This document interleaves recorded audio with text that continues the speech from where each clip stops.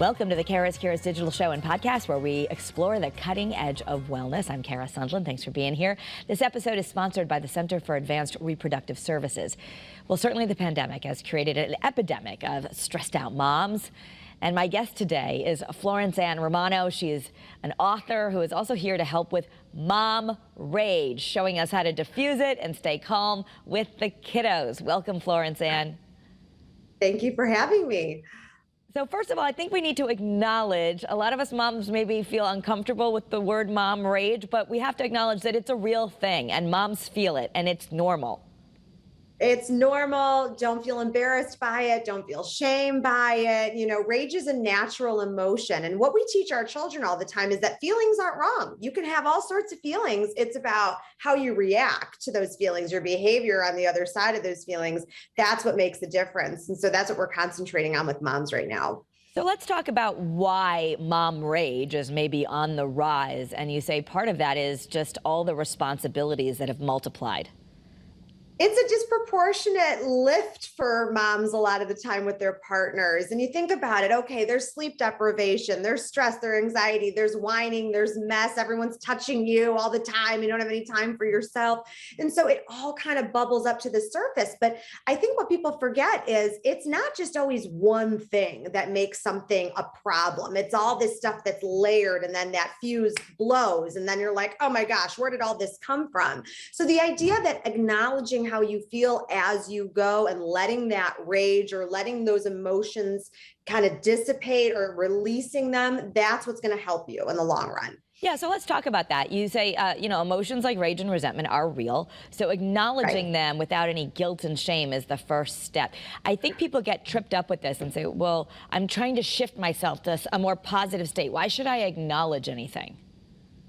Acknowledging it helps you identify where it's coming from. So it's like, when you go to the doctor and they diagnose a problem for you, whatever the problem is, you want the diagnosis. You're like, you know what? Okay, that's the reason I blew up, is because I asked those kids 6 times to pick everything up and it's still not happening. And this house is a mess and we have people coming over, and you just kind of go down that rabbit hole. So knowing why, the why is so important. Kids ask us all the time, why this, why that, why? Well, we have to ask ourselves that too. Why is this happening? Why am I feeling this way?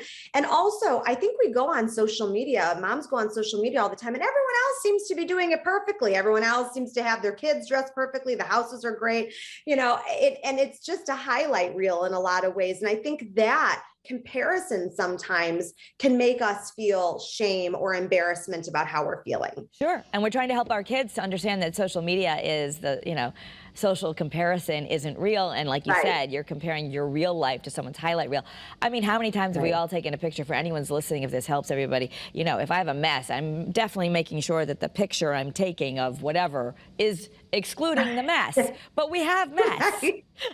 Right. Even a picture of myself, I'm like, where did my filters go? I can't put this up and show what I really look like. So, I mean, isn't that the term, right? Filter. I think we filter a lot in life. We filter on social media. We filter in our daily lives. And I think kids see us doing that too. And making sure we have the support is the next reason why it's so important to identify why you feel that way. So one technique, you want us to acknowledge it to our kids too, if they happen to be around. We show people how to manage their feelings. So, all right, mom is feeling enraged right now. This is why. It might help slow you down too. So what are some strategies for coping with rage? Because it can feel like you go from okay to rage in a second. In a second, right? And there's no perfect method either. I want parents to let themselves off the hook here, and moms too. You're not going to do this perfectly every time. Your kids aren't going to behave perfectly every time. You need to give yourself a little bit of grace there. But the idea that, and people always laugh at me when I say this about releasing that anger, people would say scream into a pillow. It's a real thing. You can go scream into a pillow. In Chicago here, we have rage rooms where you can go and break glasses and all sorts of things like that, which I think is hysterical, but I think people use them a lot. But it's also the idea of walking away. And I know that seems like it's kind of strange, but you don't have to deal with the child in that moment. If you feel yourself getting to that point, you know what? Say, I'm going to take a minute, and you walk in the other room, take a deep breath, call a friend or whatever it is that you're going to do, and just maybe think about what you're going to say. Because we've all been there where we wish you could take those words back as soon as they come out of our mouths. So taking a deep breath and walking away is a strategy. Okay, so that's just the basics. Pause, take a breath, maybe go to the bathroom. Right. Go into the pantry and eat.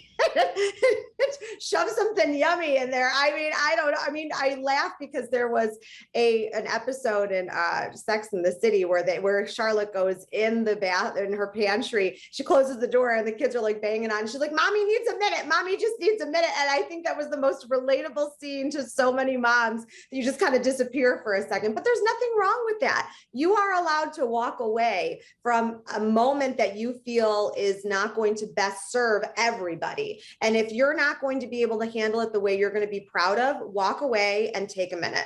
Okay.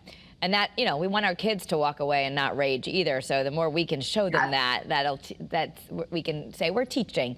But you also say it's important to build a village, even a virtual village. What do you mean by that? I think we learned during the pandemic, as our village was taken away from us, you weren't allowed to be with anyone, see anyone, that we started relying on social media. And, we talk about social media in negative ways, of course, but there's also the positive. I'll never condemn it fully, everything in moderation. But we would look at social media as a way of actually connecting. You can talk to all these different moms across the globe, across the country, and you feel like you're seen, you're heard, you're understood, you're relating to things that they're going through too. And that's the most important thing, is you feel like you're not in it alone. And just because they can't be physically there with you, that way of just connecting, even virtually, can be that moment of release. I think you sent me a little picture, and I think all of us, if we have it, we'll bring it up, of what a mom looks like when she's raging, just a little cartoon. I guess it's important to laugh at it. Because often we think our kids are like this, losing their tempers, but we can all regress. And one person described it to me, it's like a tea kettle that, pressure builds and eventually it blows. So we kind of have to turn the pressure off before we get to the blow point.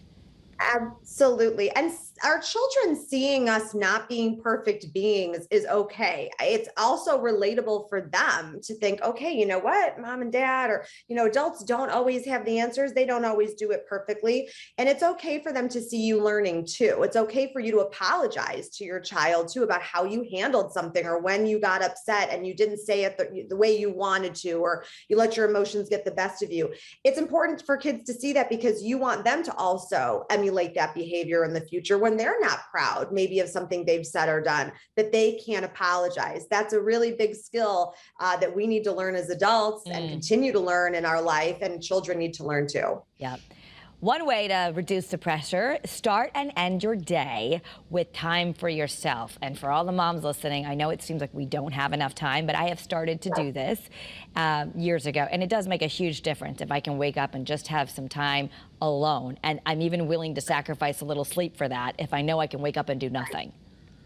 I feel the same way too, that, I'll wake up earlier in the morning just so I have that peace. And it's not about the quantity, I want moms to understand, it's the quality of that time. So even if it's 5 minutes when you're waking up early and you get to journal, you get to have that coffee by yourself, or when you're in the car on the way to carpool and you've got 10 minutes to yourself, you're going to call that friend and catch up real quick.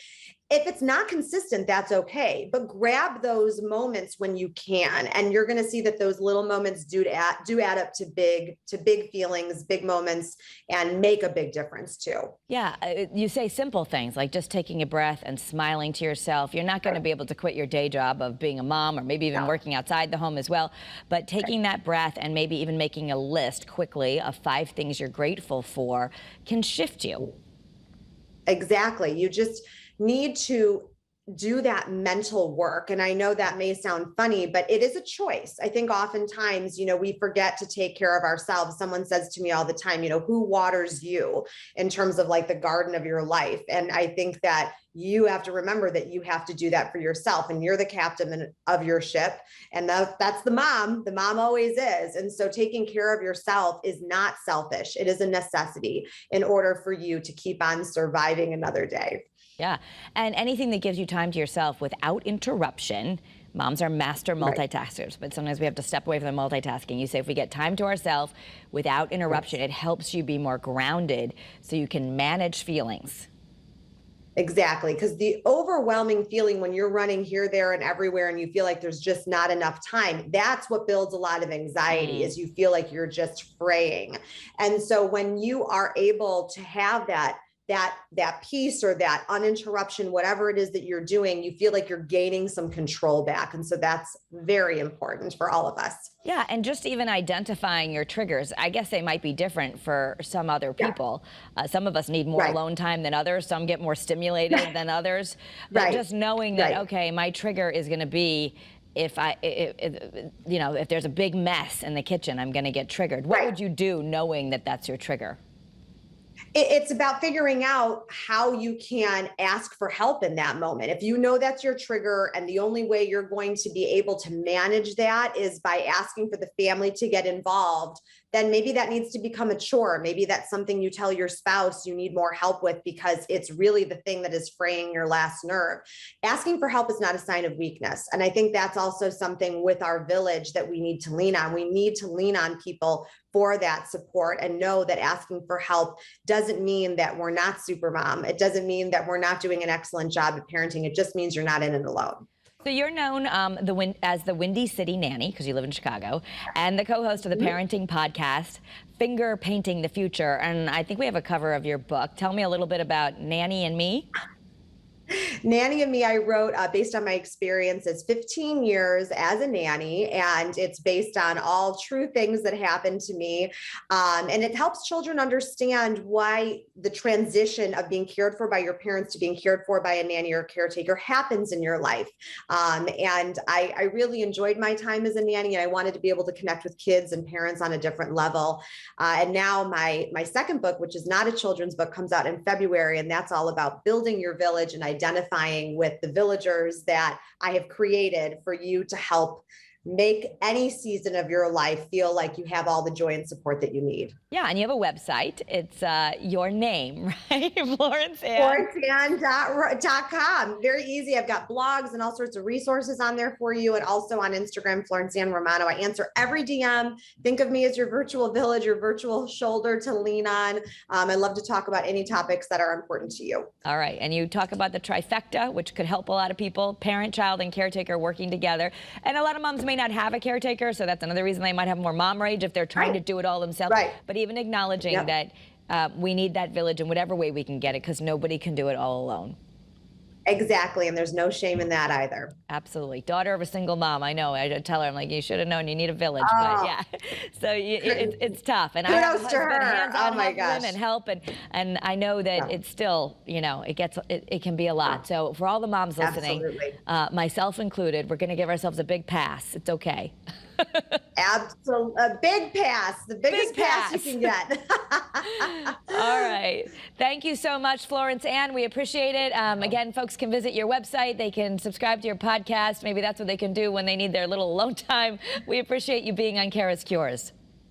I appreciate you so much. Thanks for having me. Absolutely. And you can find more content on the cutting edge of wellness under CURES on the WFSB Plus app. So take a look at our other episodes. You can also listen to my podcast, CURES, on your favorite platform, and follow me on social media at Cara Sundlin. I post this content there. Have a great day, everyone, and be well.